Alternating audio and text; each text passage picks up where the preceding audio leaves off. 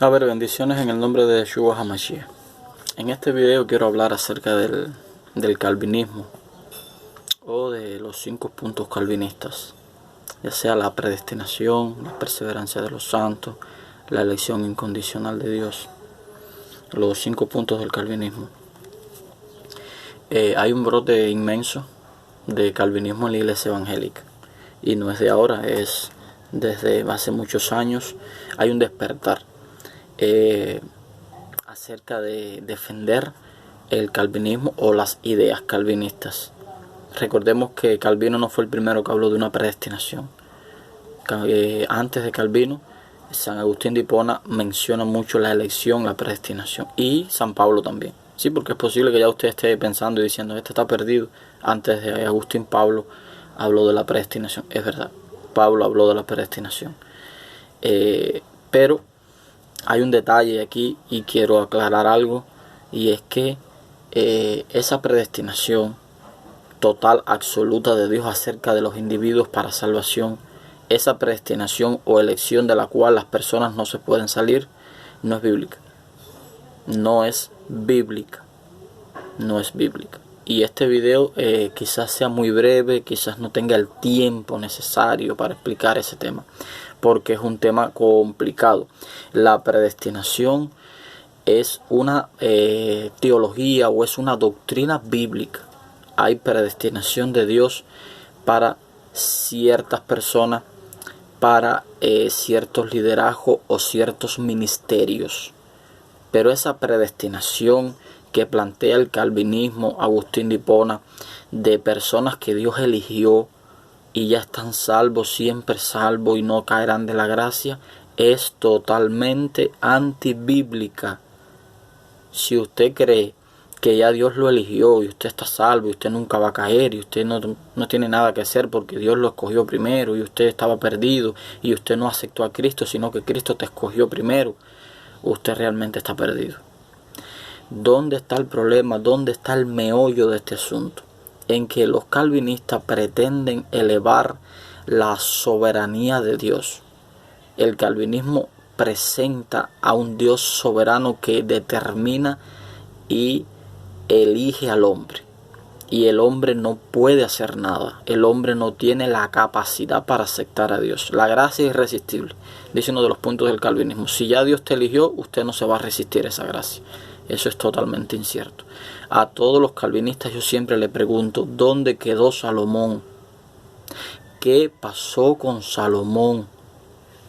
Dios lo escoge, fíjese. Dios le dice, pídeme lo que tú quieras, porque era un escogido, ¿no? Según calvinísticamente explicando, Salomón era un escogido. Salomón pide sabiduría. Por cuanto eso agradó a Dios, Dios le da la sabiduría y le da riqueza. Pero al final Salomón se perdió. O eso es lo que dice la Biblia, que se casó con mujeres de otros pueblos, ofreció sus hijos a Moloc, a los ídolos. Salomón cayó de la gracia. ¿Dónde estaba la elección de Cristo en el joven rico? Maestro bueno, ¿qué bien haré para heredar la vida eterna? Cristo le dice, ¿los mandamientos sabes? ¿Guarda los mandamientos? ¿Sabes los mandamientos? Sí, Señor, todo eso guardado desde mi juventud. Ah, una cosa te falta, que yo te predestine. Fue eso lo que Cristo le dijo. Te falta una sola cosita. Ahora cuando yo te predestine ya tú vas a ser salvo, porque a mí se me había olvidado que yo tenía que predestinarte.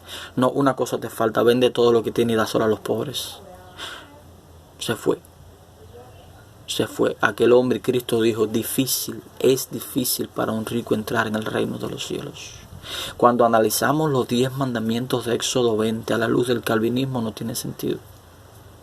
Los 10 mandamientos no tienen sentido, porque Dios dice en el mandamiento 1, no tendrás dioses ajenos delante de mí, ni te inclinarás delante de ellos, ni los honrarás. No tendrás dioses ajenos delante de mí. Pero ¿cómo voy a tener dioses ajenos si ya el Señor me ha elegido? Ya el Señor me salvó. Ya el Señor me predestinó. Y si Él me predestinó, es imposible que yo tenga dioses ajenos. Entonces esa advertencia de Dios, ese mandato de Dios no tiene sentido. Ese mandamiento sobra. en la ley. De hecho, sobra la ley entera. Los 10 mandamientos están por gusto. Porque si Dios me eligió, yo no voy a matar. Dios no tiene que advertírmelo. Si Dios me eligió, yo no voy a adulterar. Si Dios me eligió, yo no voy a decir falso testimonio. Si Dios me eligió, yo no voy a codiciar nada de mi prójimo. Entonces los 10 mandamientos no tienen sentido. Cuando usted estudia la ley a la luz de la libertad, del libre albedrío, tiene sentido, porque Dios te está haciendo una advertencia de no violar su ley con la libertad que Él te dio. Pero el calvinismo se derrumba, la predestinación se derrumba, la elección se derrumba, la perseverancia de los santos se derrumba, la gracia irresistible se derrumba cuando analizamos la caída de Satanás. ¿Por qué pecó Satanás? Dios lo creó perfecto. Dios lo predestinó, Dios lo eligió a Satanás para que fuera perfecto. ¿Y por qué cayó? Porque entonces Dios después cambió la predestinación. Dios cambió la predestinación y entonces lo predestinó para el mal. ¿Por qué cayó Adán?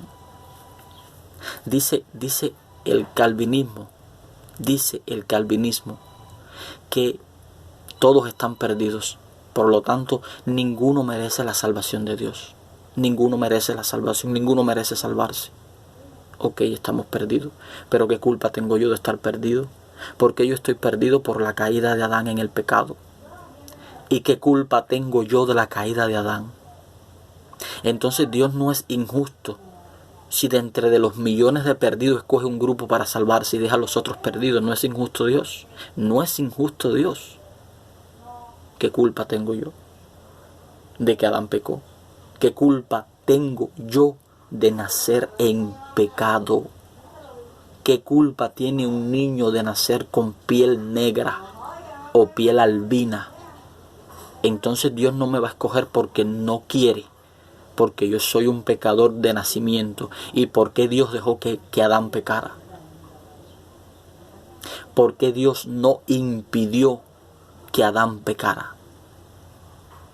¿Por qué Dios, sabiendo que Satanás iba a ser malo, porque Dios es omnisciente, no destruyó a Satanás? Entonces no me digas que Dios eligió a algunos y dejó a los otros perdidos, porque no tiene sentido. Dios trabaja, eso se llama sinergismo. Dios trabaja con el hombre. El primero en llamar al hombre perdido es Dios. Es verdad que la fe es un don de Dios, pero dice la Biblia en 7 ocasiones, al menos 7 ocasiones, yo he encontrado 7 versículos bíblicos desde Génesis hasta Apocalipsis que dicen que Dios no hace acepción de personas y Dios quiere que todos se salven. Dios quiere, fíjese la frase, es un deseo de Dios. Pero Dios no obliga a nadie a salvarse, porque el hombre colabora en su propia salvación. Dios es el primero que da el paso. No es que la salvación es un resultado de la actitud positiva del hombre. No es así. La salvación es el resultado de la mirada soberana y amorosa de Dios a la criatura caída. La salvación comienza con Dios. La salvación comienza con Dios, pero termina con el hombre. ¿Qué pasó con Nínive? Toda la Biblia es arminiana, por decir algo, por decir un término. Toda la Biblia es arminiana. ¿Qué pasó con Nínive? Mire, Nínive se iba a convertir en otra Sodoma y Gomorra. Lea la Biblia, por favor, escudriñe la Biblia. No diga más mentira. No diga más mentira en el nombre del Señor. Lea la Biblia. Nínive, el clamor había subido al cielo. Lea la Biblia. Lo dice como mismo lo dice en Génesis. Con la destrucción de Sodoma y Gomorra, Dios iba a destruir y manda a Jonás allá a decirle a la ciudad por qué los iba a destruir, como último pregonero, como último mensajero. ¿Y qué pasó? Que la ciudad se arrepintió y todo el mundo se puso en ayuno, hasta el rey. Y entonces Dios tuvo misericordia. pero Dios tuvo misericordia porque los predestinó primero. Es decir, los predestina primero, los elige primero y se salvan después. O se arrepienten después. Dios los elige hoy y mañana empezaron a ayunar. No tiene sentido. Si Dios los iba a predestinar, ¿por qué mandó a Jonás? Si Dios los iba a elegir después de tanta pudrición, ¿por qué manda a Jonás a predicar que los iba a destruir? No tiene sentido. Tiene sentido cuando tú analizas que el llamado de Dios constante puede hacer que el hombre se arrepienta. Pero a veces el hombre es duro y no se quiere arrepentir. A veces el hombre es duro y rechaza la salvación. Sodoma y Gomorra le dice Abraham a Dios, el juez justo no ha de hacer lo que es justo. Y Sodoma y Gomorra, Dios le dice, no hay ninguno justo. Pero hay un mensaje extraordinario. ¿Qué pasó con la mujer de Lot? ¿Estaba predestinada o no? Fíjese, logra salir de la ciudad. Estaba predestinada para salvarse y al final se perdió. ¿Qué pasó con los yernos de Lot? Que los ángeles le dicen a Lot, ve y predícale a tus yernos, ve e invítalos para que salgan. Porque la predestinación es un deseo que Dios tiene. Es un deseo de Dios de salvar. Es un interés en Dios para salvar al hombre. Pero ¿qué pasó con los yernos de Lot?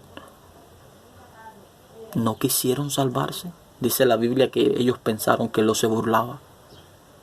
Toda la Biblia es arminiana. En todos los ejemplos bíblicos vas a encontrar la participación humana. Si el hombre se arrepiente, se salva. ¿Qué pasó con Manasés?